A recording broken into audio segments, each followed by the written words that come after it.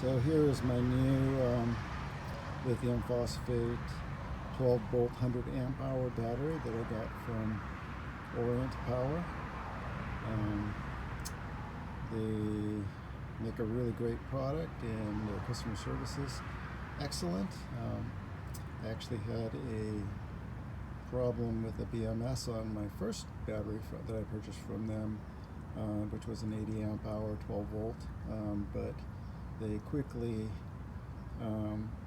replaced the battery and upgraded me to the 100 amp hour at no charge. So I'm super happy with their great customer service. This is the one I'm using to power my float tube and motor.